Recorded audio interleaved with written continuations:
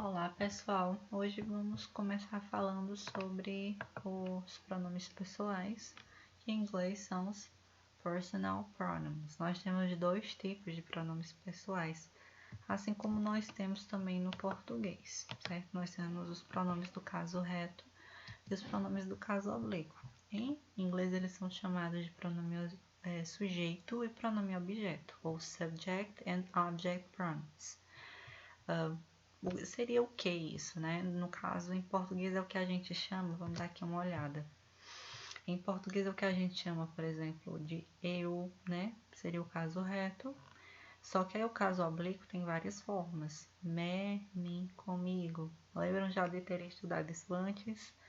Então a gente aprende que tem o tu, né? Que é sujeito, aliás, né? Pronome do caso reto, esse é o nome em português, tu.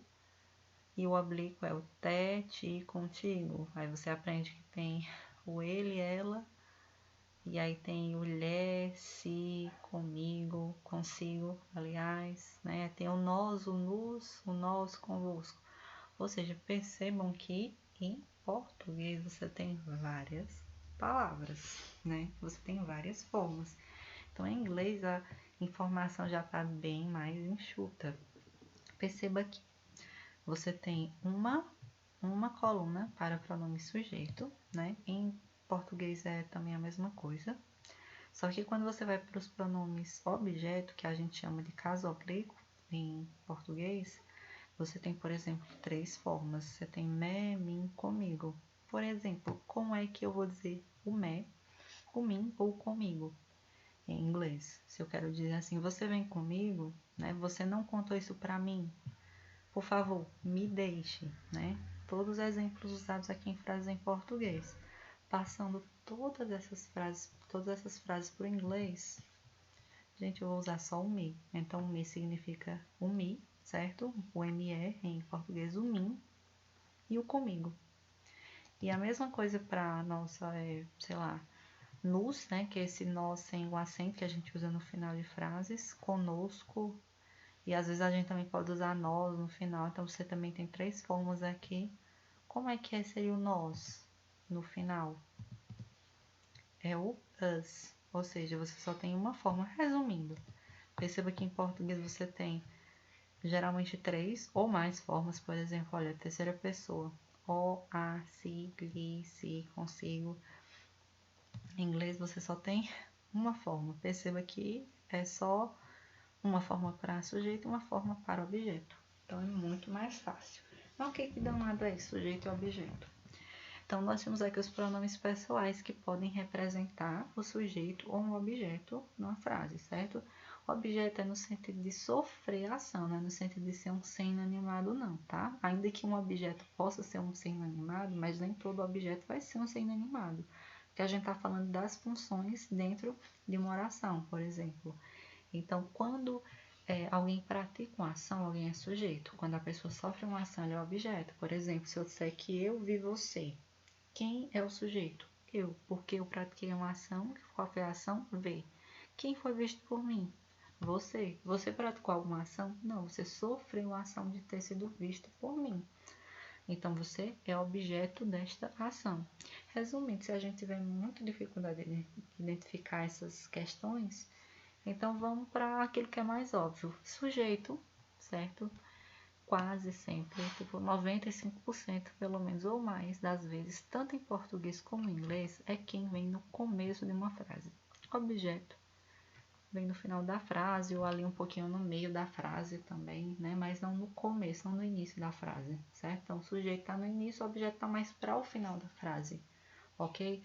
Vamos pensar aqui em português para ver se faz mais sentido. Por exemplo, o I significa eu. Então faz sentido eu dizer que eu vi você. Eu vi você. Mas pensa só em português como fica estranho se eu disser assim, você viu eu. A gente sente que tá errado, né? Porque a gente vai dizer você viu a mim ou você me viu. A gente tá falando da mesma pessoa. Me, mim, eu. Tudo primeira pessoa. Tá se referindo a eu, a pessoa que está falando. No entanto, você percebe que dependendo da forma como a gente muda o lugar na frase, a gente percebe que fica estranho, ou seja, eu não combina no final de frase, não combina. Faça isso para eu, fica feio, tá? Faça isso para mim, certo? Porque você é sujeito, faz isso para mim, que é objeto, ok? Então, resumindo, essas formas são usadas no começo e essas no final, como em português também, essas são usadas no começo, eu, tu, e o me, mim, comigo, te, contigo são usadas no final, só que em inglês é muito mais fácil, porque você só tem uma forma para cada pessoa. Aqui você tem várias, né? Tá até dividido em dois, vocês têm uma subdivisão em português, né? Tem os oblíquos átonos e os oblíquos tônicos, né? Em inglês não tem, só é uma colunazinha, muito mais fácil.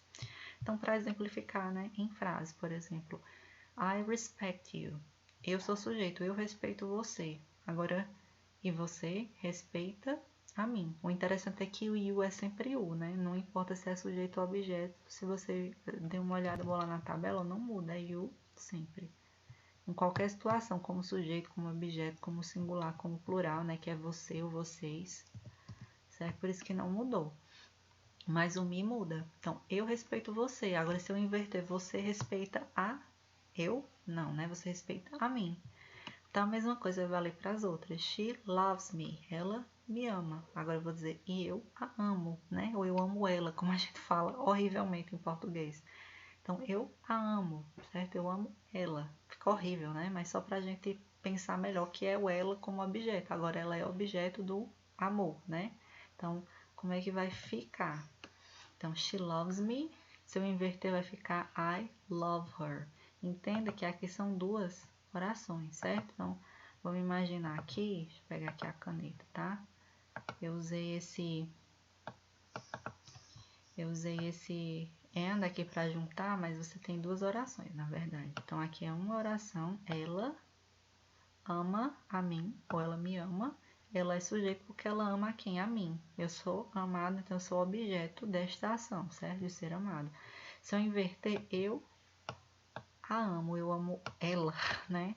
Então, eu sou sujeito e ela é objeto. Então, não é mais she, agora é her. Se você olhar lá na tabela, she se transforma em her quando é objeto, certo? Então, é como se fosse esse eu a amo, certo? Eu só posso usar she se for ela que ame, se for ela que pratique uma ação, da mesma forma como eu. Se eu estiver no começo é eu, se estiver no fim é me, certo? Se você olhar o que eu expliquei, é o que está acontecendo lá, ok? Essas palavras vêm no começo e essas vêm no final. Perceba, ó. I, she, they, we. Já que você tem o me, o him, que talvez para você seja estranho ainda, porque você não conhece muito bem, né? O que é him? O him é ele, né? Que quando é sujeito é he. Se for ele que ajuda eles, né? Então, ó, é he. Aqui é sujeito e aqui é objeto. Ok? Passando para a nossa próxima parte, nós vamos falar sobre os pronomes interrogativos ou question words, que vocês já viram também, então é só uma pequena revisão. São essas palavras que começam geralmente com W, H, né, que é o que, quando, quem. Então, cada uma delas é utilizada em uma determinada situação. Who. Who significa, né, por exemplo, who is that boy? My brother Tom. Tá falando sobre pessoa, então who significa quem? Quem é esse menino? Meu irmão. When. Perceba que aqui está falando sobre 2 o'clock, né? Tempo. Então, pergunta sobre tempo. Então, é quando? When is the party? Quando é a festa? On Friday at 2 o'clock, né? Na sexta, às 2 horas. What?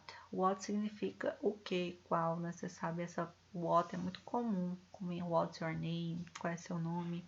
Então, what is on the table? Um clássico aqui, né? What is on the table?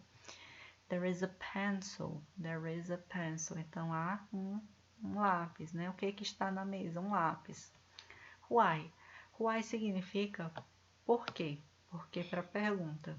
O porquê para resposta é o because, certo? Então, why are you late? Porque você está atrasado. Because I missed my bus. Porque eu perdi meu ônibus. Então, why significa por quê? Pergunta sobre razão, motivo, certo? E where significa onde? Porque essa pergunta, veja só, onde está o seu livro? It is in the bag, né? Está na bolsa ou em qualquer outro lugar.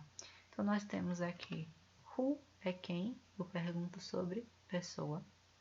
When é quando eu pergunto sobre tempo.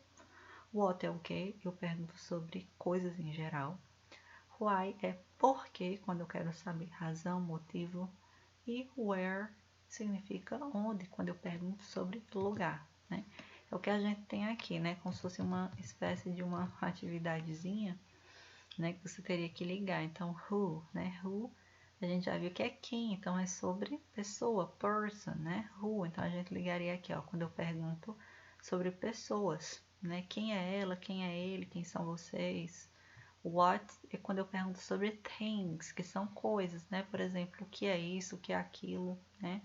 Pergunto sobre coisas. Where significa onde. Quando eu pergunto sobre place, lugar, né? Onde você está, onde você foi. When significa quando. Quando eu pergunto sobre time, tempo, certo? Então, quando eu pergunto quando você chega, quando você sai. Why significa por quê. Quando eu pergunto sobre reason, eu quero saber a reason, a razão de alguma coisa. Por quê, né? Lembrando que você vai usar não why na resposta, né? Como a gente tem em português porquê, 4 tipos de porquê, né? Junto, separado, com, sem acento. Em inglês você só vai ter 2, certo? Que vai ser o why e o because. Na verdade, existem até outras palavras também que podem ser usadas no lugar do because, tá? Para você justificar, para você dizer porquê. Mas o mais comum é o because. É como se o because realmente fosse o porquê para a resposta. Então, você tem que aprender que o why é para a pergunta e o because é para a resposta. E por hoje é só, pessoal. Então, aqui basicamente é só um vídeo. Vocês podem rever, né? Para vocês poderem responder a atividade, ok? Então, até a próxima oportunidade.